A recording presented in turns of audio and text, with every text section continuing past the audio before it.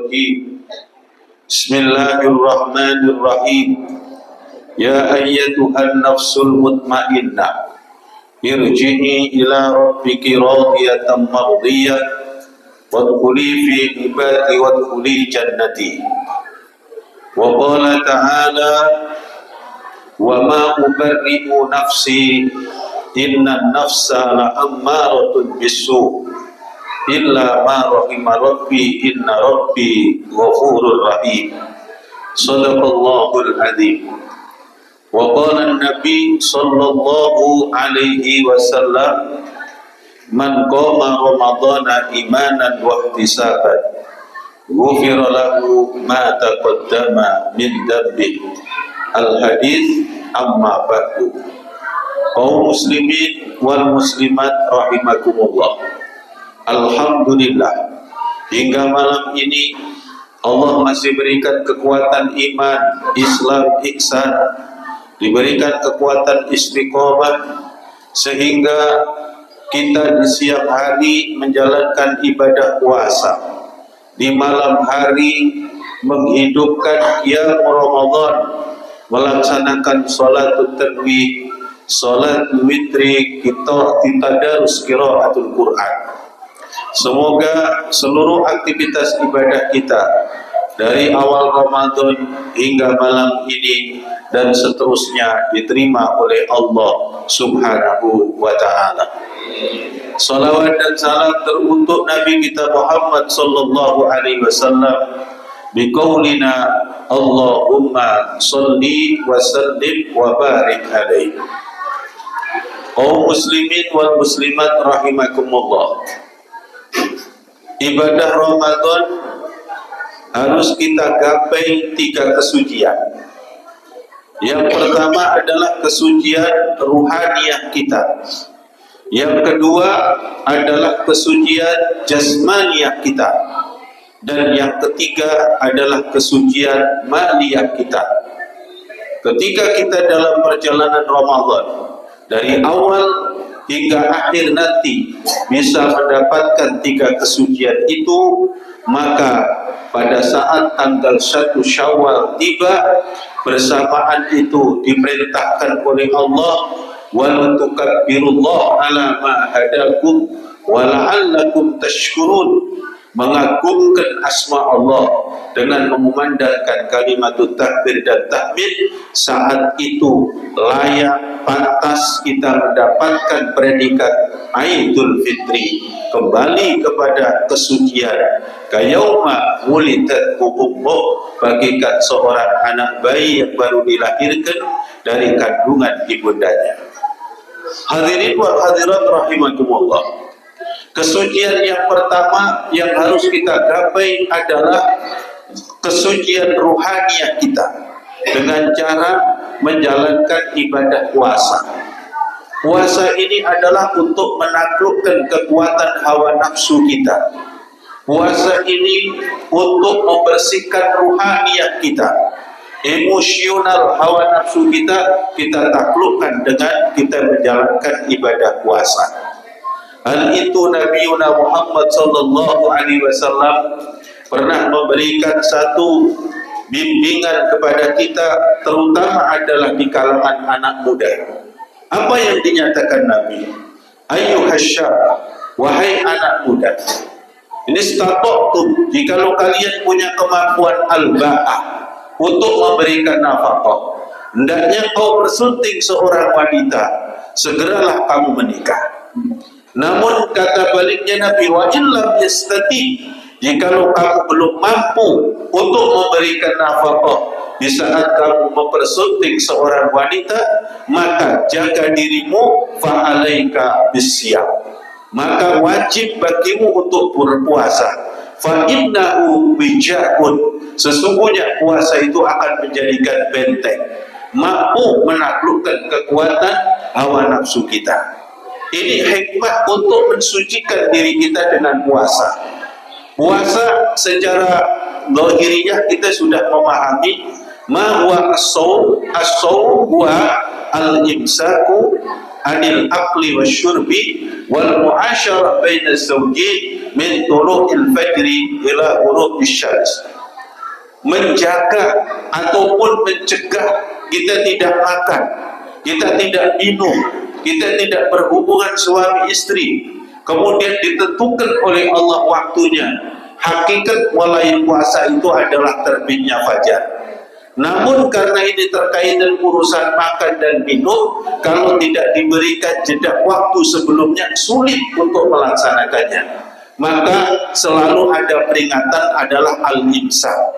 Maka sejak imsak kita jaga tidak boleh makan, tidak boleh minum, tidak boleh berhubungan suami istri sampai waktu maghrib dikumandangkan. Ini mengendalikan kekuatan hawa nafsu kita, sehingga nafsu kita menjadi suci, nafsu kita terkendali dengan baik dengan puasa.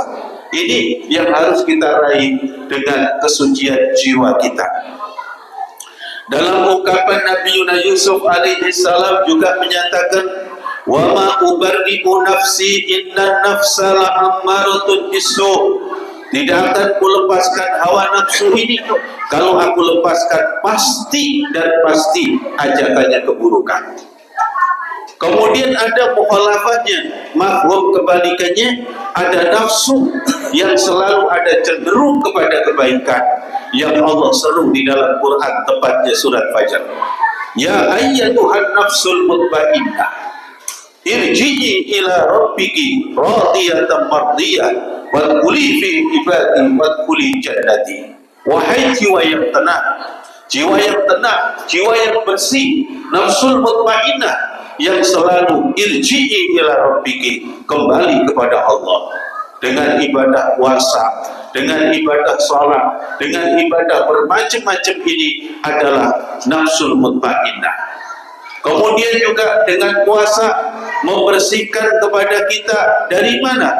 Dari godaan syaitaniyah.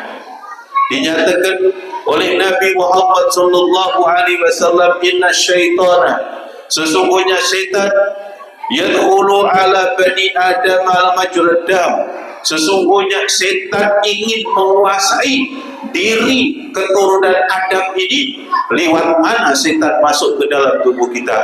Majrad dam, yaitu melalui aliran darah. Kata Nabi, doikiku, sempitkan jalannya setan untuk menguasai kita, sempitkan. Yang pertama, bikasratis siyam, dengan banyaknya puasa, melumpuhkan setan, menaklukkan setan dengan kekuatan puasa. Wa bidzikrillah, dan selalu mengingat kepada Allah Subhanahu wa taala.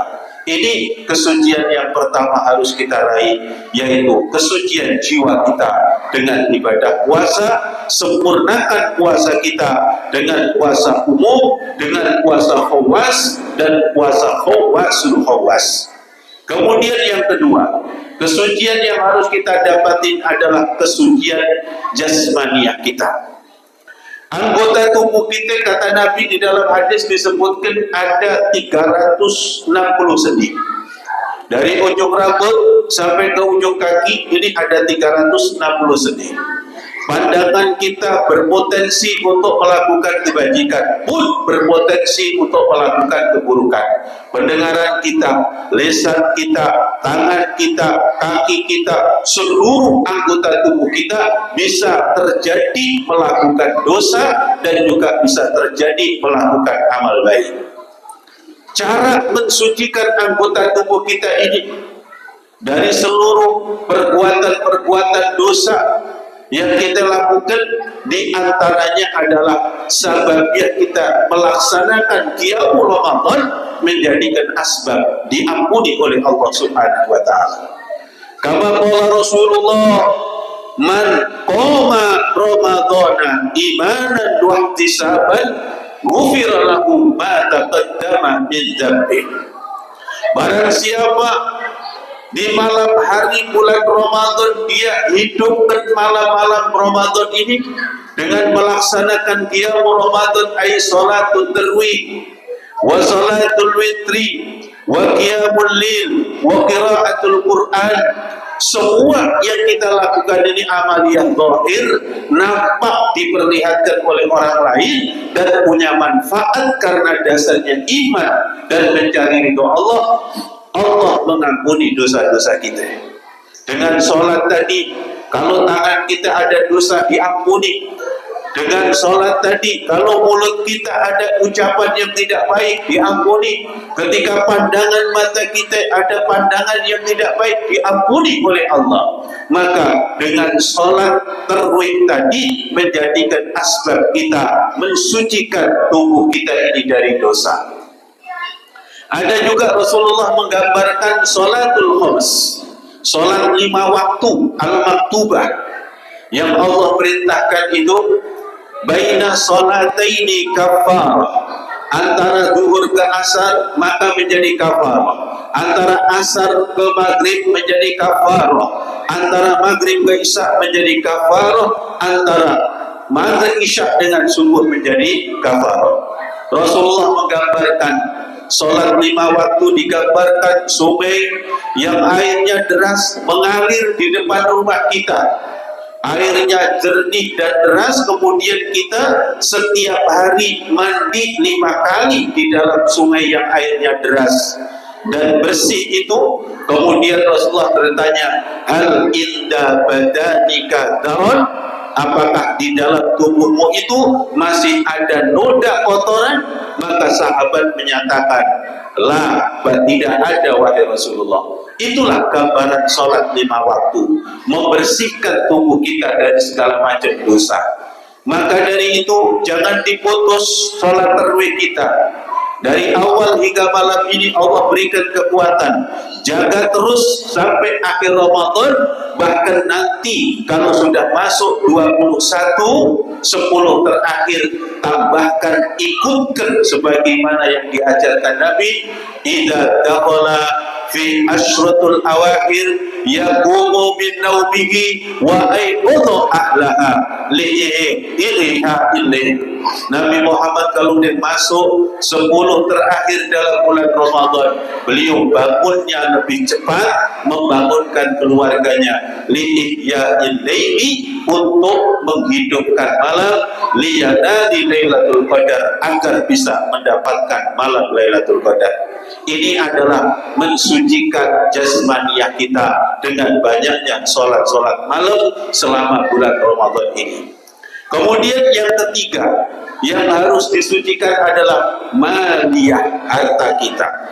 Setiap Allah memberikan harta kepada kita, di situ ada haknya fuqara wal masakin. Di situ ada haknya fi sabilillah. Di situ ada haknya orang lain yang dititipkan oleh Allah untuk kita. Maka ada syariat yang dikenal zakat. Zakat artinya apa? Bersih. Apa yang dibersihkan? Harta kita. Zakatul fitrah termasuk membersihkan jiwa kita. Kemudian zakatul mal membersihkan harta kita. Ada yang dengan hukum wajib kalau memang sudah sampai batasan nisab yang ditentukan oleh syariat. Kemudian kalau memang kita kadang-kadang hadirin ngitung uang kita atau hasil kita kerja, kadang dihitung itu sampai 1 nisab. Tapi setelah dihitung akhir pada bulan yang ke-12 ternyata adanya cuma sedikit. Karena apa? Kita setiap bulan satu, misal gaji kita adalah 5 juta. Kalau 5 juta dikaliin 12 berarti adalah 60 juta. Ini kalau dihitung harga emas dulu sudah 1 nisab. Wajib keluarin zakat. Cuman ketentuan keluarin zakat ini bendanya harus ada. Kira-kira Bapak pas bulan yang ke-12 ada nggak itu duitnya 60 juta? Ada nggak Pak? Nggak ada. Yang ada selip gaji 12 kertas isinya terhitung 60 juta. Duit Bapak tinggal berapa? 6 juta. Ya, tinggal 5 juta doang. Karena itu ada seorang ulama pakar fikih di zaman akhir namanya Yusuf Qaradawi, ikutkan satu amaliyah walaupun itu jadinya hukum sunnah. dengan sebutan zakat profesi. Zakat profesi itu setiap gajian kita keluarin sesuai dengan jumlah duit yang kita punya. Kalau 5 juta, 25.000 kali 5 berapa? 125.000. Bapak punya gaji 5 juta, keluarin tuh 125.000 untuk fuqara wal masakin. Sisanya masih berapa? 4 juta 800 75. Itu duit Bapak yang 4.875 itu menjadikan rezeki halalan thayyiban mubarakan. Sudah benar-benar bersih, haknya fuqara wal masakin sudah tidak ada. Sudah fisabilillahnya sudah dikeluarin. Boleh Bapak dititipin setiap Jumat dibawa ke sini buat infak, boleh langsung berikan kepada fuqara wal masakin, itu akan membersihkan harta kita. Harta ini hadirin, besok di akhirat pertanyaannya ada 2. Min aina yuktasabu, dari mana kau dapatkan, ila aina yunfaku, kau gunakan untuk apa? Kita sudah kerja keras, banting tulang peras keringat, bekerja dengan cara yang halal. Kadang-kadang penggunaannya banyak yang salah, tidak digunakan di jalan Allah. Maka ketika 3 kesucian ini kita dapatkan, ruhaniyah kita dapatkan, jasmaniyah kita dapatkan, maliyah kita dapatkan, ketika 1 Syawal takbir dikumandangkan, layak kita mendapatkan predikat Aidul Fitri, kembali kepada kesucian, kayauma wulidat ummuh, bagikan kita seorang bayi yang baru dilahirkan dari ibunda kita. Semoga Allah memberkahi pada kita semua, berhasil dan sukses bisa meraih 3 kesucian, yakni keruhanian kita, jasmaniah kita, dan badaniah kita. Dan semoga Allah subhanahu wa ta'ala berkahi pada kita, diberikan umur panjang, sehat walafiat, dan nantinya dipertemukan dengan malam Lailatul Qadar. Wal afwu minkum. Assalamualaikum warahmatullahi wabarakatuh.